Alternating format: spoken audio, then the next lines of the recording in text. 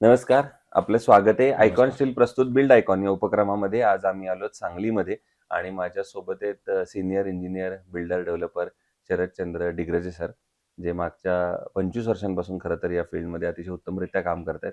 म्हणजे थोडक्यात रौप्य महोत्सव ते त्यांच्या कामाचा साजरा करतायत असं म्हणायला काही हरकत नाही. आणि जेव्हा 25 वर्ष माणूस काम करतो तेव्हा त्याचा तेवढा एक्सपिरियन्स, तेवढा अनुभव सुद्धा वेगवेगळ्या क्षेत्रातला झालेला असतो.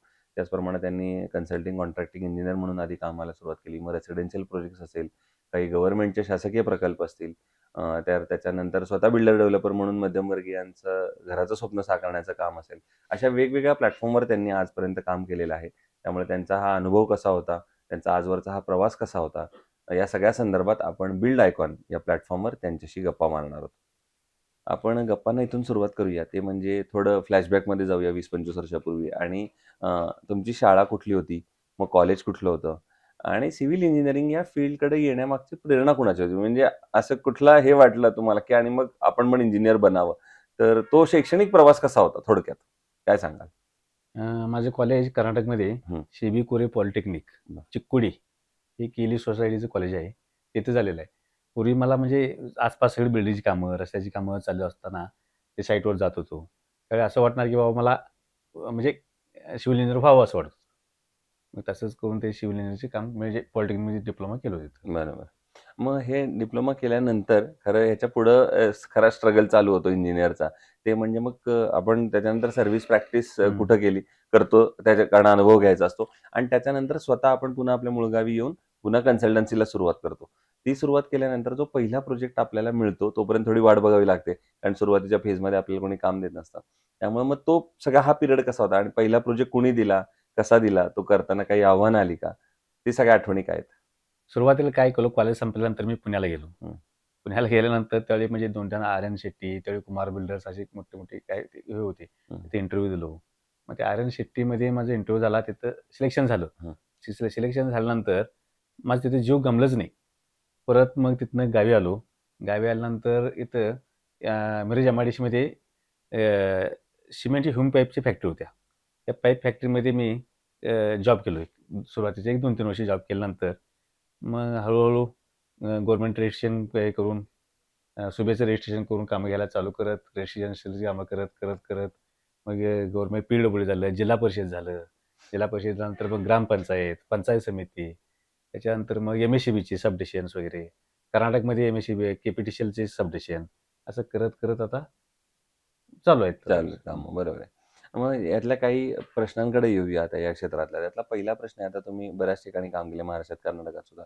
तर तुम्हाला एक कदाचित जाणवलं असेल, की या क्षेत्रामध्ये अकुशल कामगार किंवा अनस्किल्ड लेबर आपण ज्याला म्हणतो, तर त्यांचं प्रमाण खूप मोठ्या प्रमाणात आहे.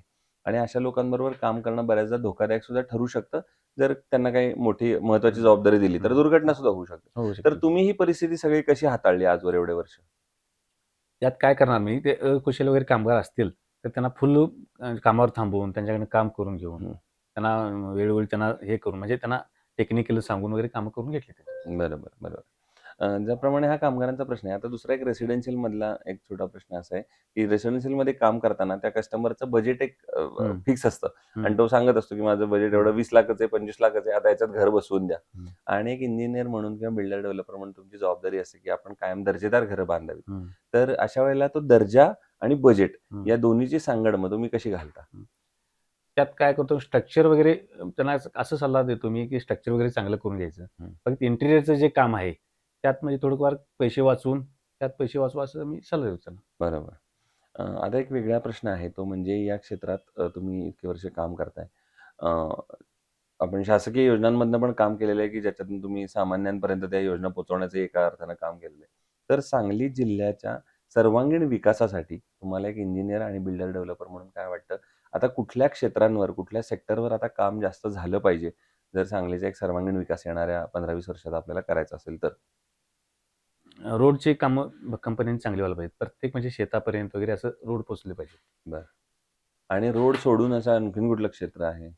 की रोड सोडून आता तुम्ही याच्यावर पण बरेच म्हणजे रोड महत्त्वाचं सोडून म्हणजे म्हणजे सामाजिक म्हटलं तर तसं गटर्स, ड्रेनेजचे हो, काम चांगले व्हायला हो, पाहिजे. हो. पण तुम्ही एम-एस ह्याच्या काय म्हणतात एम-एस-टी-सी-एलचे एम-एस-सीच्या कार्यक्रमातनं तुम्ही असं काम केलेलं आहे, की ती वीज हा एक माझ्या मते इंडस्ट्रीसाठी सगळ्यात हो, महत्त्वाचा इंडस्ट्रीज. फॅक्टर आहे. हं. कारण ती असल्याशिवाय पुढं काही होय, कामच होऊ होय, शकणार नाही. होय. तर हे जर 2-3 आता फॅक्टर आपण पकडले, की रस्ते आहेत, ड्रेनेज आहेत, वीज इंडस्ट्री आहे. आहेत, वीज आहे. तर मग शासनानं आता काय पावलं अजून उचलली पाहिजेत, जर ही अजूनही योजना या लवकरात लवकर लोकांपर्यंत पोहोचवायच्या असतील तर? नाही, आत्ता बऱ्यापैकी शासनानं चांगले हे काढलेत. सगळं ऑनलाईन झालंय. टेंडर ऑनलाईन व्हायला लागलेत. हं. चांगल्या कॉन्ट्रॅक्टरला कामं मिळायला लागलेत. हं. आता शासनानं बऱ्यापैकी डेव्हलप केलेलं आहे. पूर्वीपेक्षा बऱ्यापैकी डेव्हलप झालेलं आहे आता. बरं. दुसरं आता या क्षेत्रात ला एक अवघड प्रसंग असा तुम्हाला, की आत्तापर्यंत काम केलेल्या प्रोजेक्टपैकी एखादा आयकॉनिक प्रोजेक्ट सांगता येईल का? आयकॉनिक प्रोजेक्ट म्हणजे असा, की ज्या प्रोजेक्टमुळे तुम्हाला नाव मिळालं, ओळख मिळाली आणि तो करताना एक आनंद, समाधान वाटलं तुम्हाला, एक अभिमान वाटला, की आपल्या हातनं हा प्रोजेक्ट घडला आणि काहीतरी वेगळेपण आहे त्या प्रोजेक्टमध्ये? मी जिल्हा परिषदेचं काम करत असताना ग्रामपंचायतचं बिल्डिंग बनवलो. बरं, सचिवालय म्हणतात त्यावेळी. बरं. ते यशवंत ग्राम समृद्धी योजनेतनं हं. त्यावेळी सुरुवात झालं होतं. त्यावेळी मी ग्राम सचिवालय बनलो. ते मला त्यात कामात आनंद मिळाला मला. बरं. काम करण्यात पण आनंद मिळाला आणि काम केल्यानंतर पण बरं वाटलं ते. पण काय होतं वेगळेपण असं किंवा काय त्याच्यात असं ते वाटतं? त्यावेळी कसं होतं, यशवंत ग्राम समृद्धीचं त्या स्कीम पहिल्यांदा आली होती हं. आमच्या जिल्ह्यामध्ये वगैरे आणि ते काम करताना थोडंफार ते लोकांना पण ते गावात बरं वाटलं. ग्रामपंचायत होत होतं. त्यामुळे लोकं पण सपोर्ट करत होते. बरोबर. खुश होती. त्यामुळे खुश आम्हाला होते. पण ते त्यामुळे बरं चांगलं वाटलं, चांगलं. की आपण चांगल्या डायरेक्शनने हां, एका काम हां. करतोय. बरोबर. दुसरं आत्तापर्यंत काम केल्यापैकी एखादा असा प्रसंग आठवतोय का, की त्याच्यात काहीतरी आव्हानं आली, अडचणी आल्या आणि त्या हो, अडचणीवर हो, कशी हो. मात केलीत? आलेत की. तसं काय झालंय, की पूर्वी काम करत असताना आर्मशी वगैरे नव्हते हं, सुरुवातीला. त्यावेळी काँक्रीटनं मिक्सरनं मी काम हं, करत होतो. हं, हं, तर काय होणार, की काँक्रीट मिक्सरचं काम करत असताना एकदा काय झालं, स्लॅब 2000 स्क्वेअर फूटचा स्लॅब होता हं, आणि काँक्रीटची हंडी तुटली. हं, हं. हंडी तुटल्यानंतर त्या दिवशी ते स्लॅब म्हणजे काय लवकर झालंच नाही. ते कोल्हापूरला जाऊन ते हंडीचं सिलेंडरचं हे बसवायला वगैरे ते रात्र झालं. रात्रभर आम्ही स्लॅब केले. हो, हो, हो. अशा पण अडचणी येऊ हां. शकतात. बरोबर. आता एक वेगळा प्रश्न असा, की कन्स्ट्रक्शनमध्ये जेव्हा स्टील निवडायची वेळ येते, हं. तेव्हा तुम्ही त्याचे काय गुणवैशिष्ट्य बघता, काय पॅरामीटर्स बघता आणि मग ठरवता, की हे स्टील आपण घेऊया? आता कसं आहे, की त्याचं स्टँडर्ड वजन एक बघतो मी.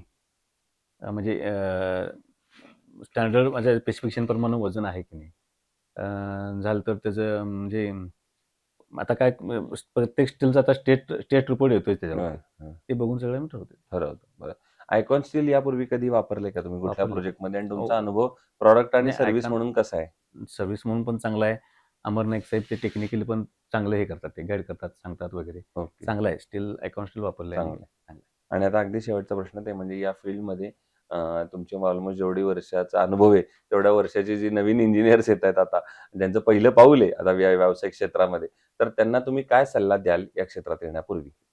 नाही, त्यांची कष्टाची तयारी असावं. ओके. कष्ट करावं थोडंफार म्हणजे कष्ट केल्यानंतर त्यांना हे होईल. यश मिळेल. त्यामुळे.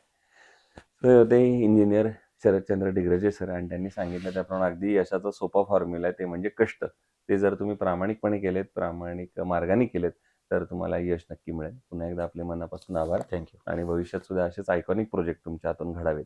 याच आयकॉन स्टीलतर्फे मनःपूर्वक शुभेच्छा.